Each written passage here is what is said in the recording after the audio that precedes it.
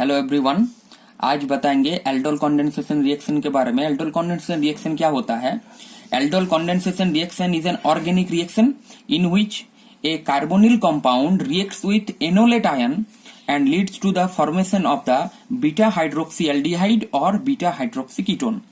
मतलब aldol condensation reaction होता है वीक बेस के प्रेजेंस में। वीक बेस जैसे कि यहाँ पर हम ले सकते हैं dilute NaOH, baryta BaOH whole 2, ये सब वीक बेस ले सकते हैं। और 2 मोल अल्फा हाइड्रोजन कंटेनिंग एल्डिहाइड या तो कीटोन का यहाँ पर रिएक्शन होता है।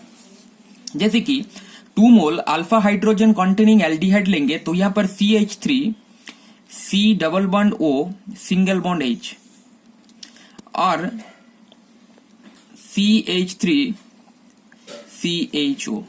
मतलब यहाँ पर देखिए फंक्शनल ग्रुप है और फंक्शनल ग्रुप के बाद जो कार्बन होता है ए कार्बन को बोलते हैं अल्फा कार्बन और ए कार्बन जो होता है उसको बोलेंगे अल्फा कार्बन।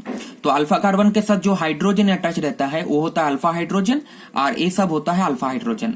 तो अल्फा हाइड्रोजन कंटेनिंग एल्डिहाइड या तो कीटोन एल्डोल कंडेंसेशन रिएक्शन में पार्टिसिपेट करता है और 2 मोल एल्डिहाइड या तो कीटोन पार्टिसिपेट करेगा। तो यहां पर क्या होता है, एक एल्डिहाइड और एक एल्डिहाइड। तो यहां पर क्या होता है, एक रिएक्शन, ऐसा एक रिएक्शन होगा जहां पर एनोलेट आयन कार्बोनिल ग्रुप के साथ रिएक्शन करेगा। एक कार्बोनिल ग्रुप है, कार्बोनिल ग्रुप का जो कार्बन होता है वो पार्शियली पॉजिटिव चार्ज का होता है और ऑक्सीजन पार्शियली नेगेटिव चार्ज का होता है। तो यहां पर एनोलेट आयन कार्बन में अटैक करेगा और यहां पर जो पाई बॉन्ड है ये पाई बॉन्ड यहां पर ट्रांसफर हो जाएगा ऑक्सीजन के ऊपर और ये ऑक्सीजन ये हाइड्रोजन को यहां पर ले लेगा।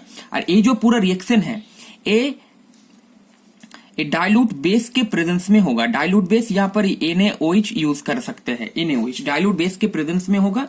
तो यहाँ पर क्या फॉर्मेशन होगा, CH3CH और यहाँ पर हो जाएगा OH, CH3CHOH CH2CHO। एक फॉर्मेशन होता है, इसको बोलते हैं एल्डोल। अब एल्डोल क्यों बोलते हैं, इसका कारण है, अब देखिए ये जो प्रोडक्ट है इस प्रोडक्ट में एल्डिहाइड ग्रुप भी प्रेजेंट है और यहां पर देखिए अल्कोहल ग्रुप भी प्रेजेंट है। तो एल्डिहाइड का ALD और अल्कोहल का ऑल ये मिलाकर ही एल्डोल का फॉर्मेशन हुआ है। अब इसका नाम क्या है, अब ये फंक्शनल ग्रुप है। फंक्शनल ग्रुप के बाद ए वाला होता है अल्फा कार्बन, ए वाला होता है बीटा कार्बन। तो बीटा कार्बन के साथ एक OH ग्रुप अटैच है, मतलब इसको हम बोल सकते हैं बीटा हाइड्रोक्सी अरे पूरा कंपाउंड जो है एल्डिहाइड, बीटा हाइड्रोक्सी एल्डिहाइड, मतलब ए फॉर्मेशन हो गया, इसको एल्डोल बोलते हैं। तो यही एल्डोल कंडेंसेशन है। और एक एग्जांपल दे रहे हैं, यहां पर एल्डिहाइड का दे रहे हैं, यहां पर एक एग्जांपल दे रहे हैं कीटोन का। अब कीटोन कौन सा कीटोन लेंगे, जो एल्डोल कंडेंसेशन में पार्टिसिपेट करता है ऐसा कीटोन लेना चाहिए। अब वो जो कीटोन लेंगे वो होगा एसीटोन। एसीटोन में अल्फा हाइड्रोजन है।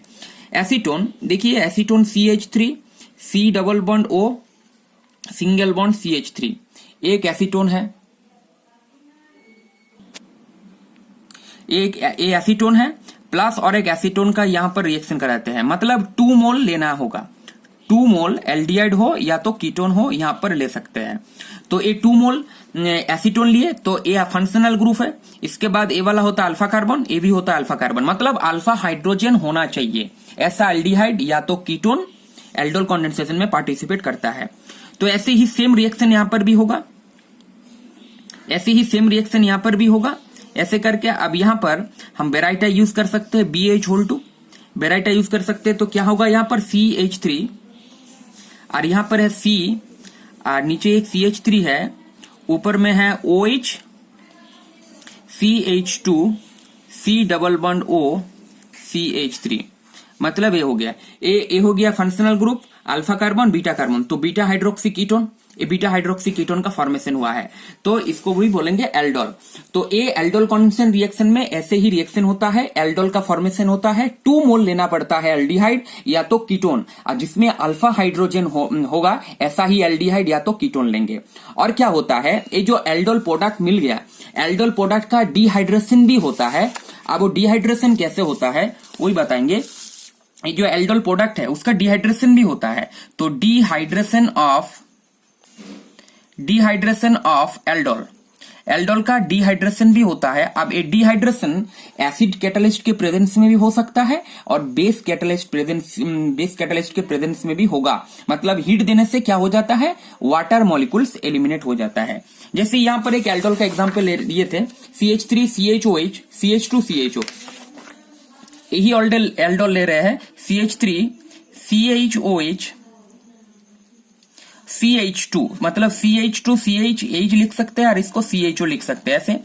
तो यहां पर हीट के प्रेजेंस में अगर H+ एसिड कैटलिस्ट देंगे और हीट देंगे, एसिड कैटलिस्ट या तो हीट यहां पर देंगे, तो क्या होगा, ये जो अल्फा कार्बन है और बीटा कार्बन, तो बीटा कार्बन से OH एलिमिनेट होता है और अल्फा कार्बन से हाइड्रोजन एलिमिनेट हो जाता है, मतलब वाटर मॉलिक्यूल्स पूरा निकल जाता है। मतलब CH3 क्या प्रोडक्ट बनता है, CH double bond CH single bond CHO, मतलब क्रोटोनेल्डिहाइड। अल्फा बीटा अनसैचुरेटेड एल्डिहाइड का फॉर्मेशन होता है, अल्फा बीटा अनसैचुरेटेड एल्डिहाइड का फॉर्मेशन यहां पर होता है। और एक एग्जांपल दे रहे हैं, जैसे कि ये जो यहां पर फॉर्मेशन हुआ इसका भी डिहाइड्रेशन हो सकता है, CH3 COH CH2 C double bond CH3, इसका भी डिहाइड्रेशन हो सकता है। अब कैसे डिहाइड्रेशन होगा, CH3 OH CH, अब यहां पर H C double bond O CH3, जो बीटा हाइड्रोक्सी कीटोन का फॉर्मेशन हुआ था, अल्फा बीटा हाइड्रोक्सी कीटोन। यहां से भी सेम, ए अल्फा है ए बीटा है, ए भी हो सकता है, ए अल्फा है ए बीटा है। तो अब यहां से क्या होगा, इस अल्फा हाइड्रोजन से, अल्फा कार्बन से हाइड्रोजन और बीटा कार्बन से बेस का एलिमिनेशन हो सकता है। यहां पर बेस कैटलिस्ट और हीट दे सकते हैं। तो यहां पर क्या होगा, CH3, यहां पर CH3, अब यहां पर double bond CH single bond C double bond O CH3, मतलब ऐसा कंपाउंड का फॉर्मेशन होता है। तो ए डिहाइड्रेशन भी होता है एल्डिहाइड का, तो वो बेस कैटलिस्ट के प्रेजेंस में भी हो सकता है और यहाँ पर एसिड कैटलिस्ट के प्रेजेंस में भी डिहाइड्रेशन हो सकता है। डिहाइड्रेशन में क्या होता है, अल्फा बीटा पोजीशन में अनसैचुरेटेड हो जाता है, अल्फा बीटा कार्बन अनसैचुरेटेड हो जाता है, अल्फा और बीटा जो कार्बन होता है वो अनसैचुरेटेड हो जाता है। तो ऐसे ही एल्डोल कंडेंसेशन रिएक्शन होता है और उसका डिहाइड्रेशन रिएक्शन होता है।